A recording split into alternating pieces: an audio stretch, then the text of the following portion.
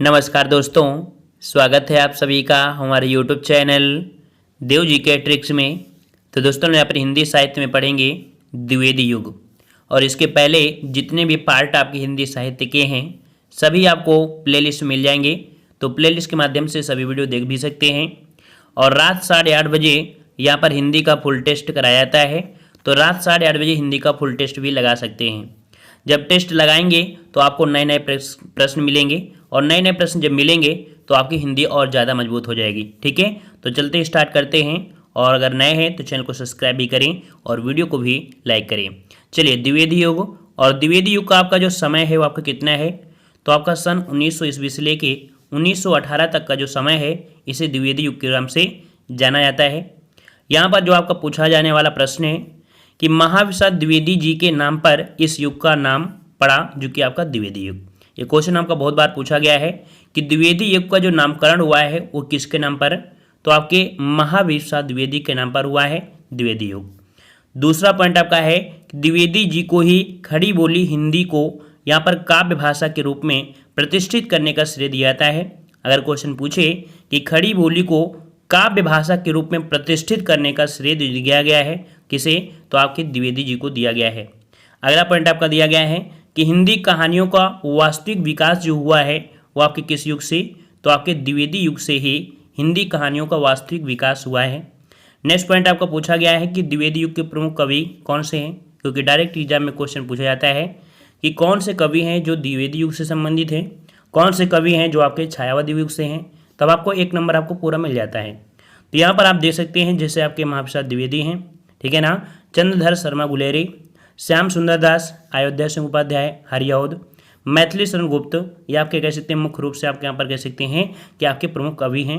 इनके रचनाएं भी पढ़ेंगे, ठीक है ना। और भी यहाँ पर कह सकते हैं कवि हैं जैसे आपके रामचरित उपाध्याय, गया प्रसाद शुक्ल, जो कि इनका उपनाम जो आपका है वो आपका स्नेही है, ठीक है ना। ये जो आपके होते हैं ये उपनाम होते हैं। श्री पाठक हो गया, राम नरेश त्रिपाठी, पदम सिंह शर्मा, नाथूराम शर्मा, जो कि नाथूराम शर्मा को एक उपनाम से शंकर के नाम से जानते हैं, पदुमलाल पुन्नालाल बख्शी, कवामी सुबंधु, लोचन प्रसाद पांडे, सियाराम गुप्त, बाबू गुलाब राय, ये जो आपके थे ये आपके किस युग से थे, तो आपके द्विवेदी युग से संबंधित थे, ठीक है ना। इनको नोट्स बनाइए और आसानी से यहाँ पर कह सकते हैं याद कर सकते हैं। अब द्विवेदी युग की जितनी भी आपकी कवि हैं उनकी रचनाएं हैं यहाँ से हम लोग पढ़ेंगे। और वीडियो जैसे ही सभी पूरा कंप्लीट होता है तो हम लोग लगभग 400 प्रश्नों का मास्टर वीडियो लेके आएंगे, जो कि आपका ऑब्जेक्टिव होगा। उसको आप देख लेंगे तो पूरी तरीके से आपको कंप्लीट हो जाएगा, ठीक है। चलिए, तो यहाँ पर एक तरफ आपको दिया गया कवि, दूसरा आपका दिया गया रचना।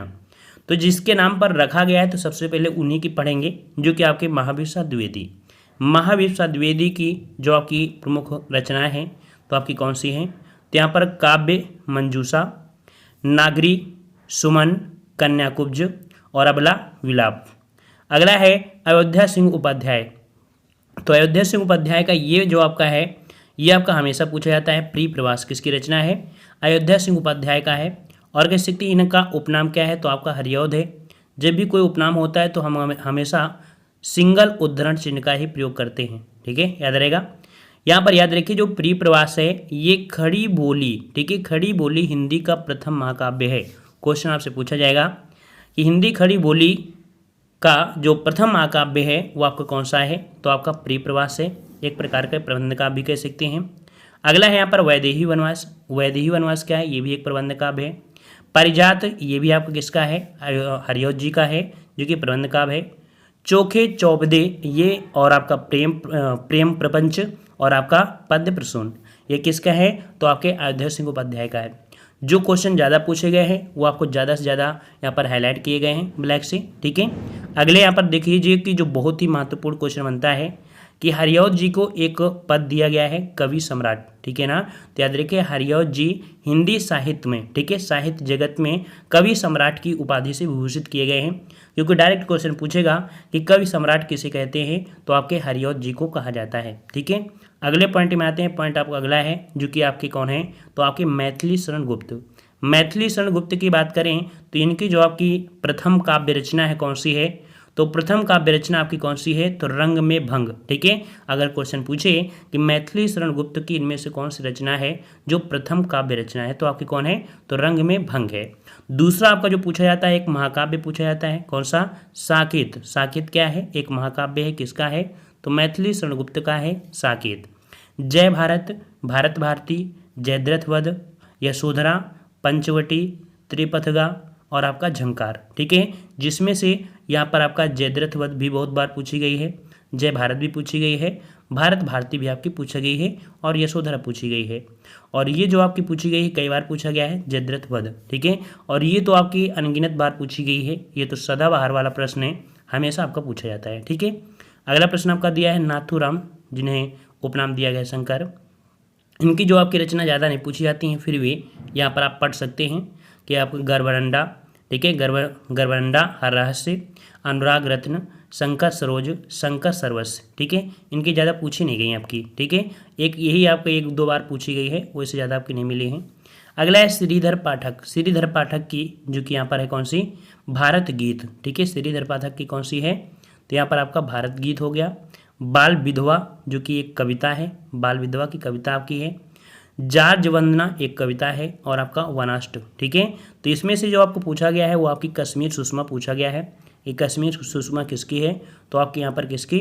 तो आपके श्रीधर पाठक की है। और कश्मीर अगर पहुँच गए हैं तो देहरादून भी पहुँच जाइए, तो देहरादून भी किसकी है? तो आपकी श्रीधर पाठक जी की है। अगला प्रश्न आपका दिया है, इनकी बहुत पूछी जाती हैं, गया प्रसाद स्नेही। ठीक है ना, तो आपका दिया है प्रेम पचीसी, करुणा कंदमनी, त्रिशूल तरंग, कृषक कृदंग और राष्ट्रीय वीणा। ठीक है, राष्ट्रीय वीणा और आपके यहाँ पर करुणा कादम्बनी। ठीक है, त्रिशूल तरंग, कृषक क्रंदन, ये आपका गया प्रसाद, जिन्हें हम लोग यहाँ पर कह सकते हैं उपनाम है स्नेही है। ठीक है, अगला दिया गया है राम नरेश त्रिपाठी, जो कि इनकी एक पूछी गई पथिक किसका है?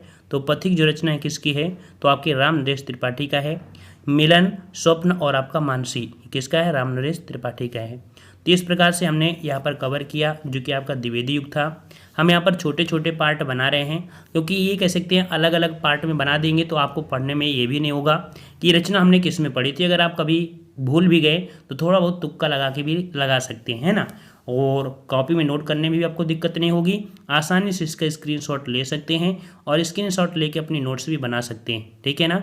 और अगले बार पार्ट में हम लोग छायावादी युग पढ़ेंगे, जिसे हम लोग शुक्ल युग पूछते हैं, और शुक्ल युग से तो बहुत ही काफ़ी क्वेश्चन बनते हैं। ठीक है ना।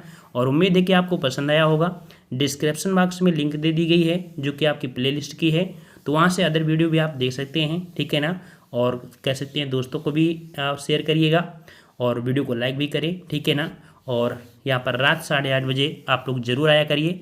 रात 8:30 बजे अगर आएंगे तो ज़्यादा से ज़्यादा क्वेश्चन जब देखने को मिलेंगे, कन्फ्यूजन होगा, तो ज़्यादा से ज़्यादा आपको प्रेशर भी बढ़ेगा।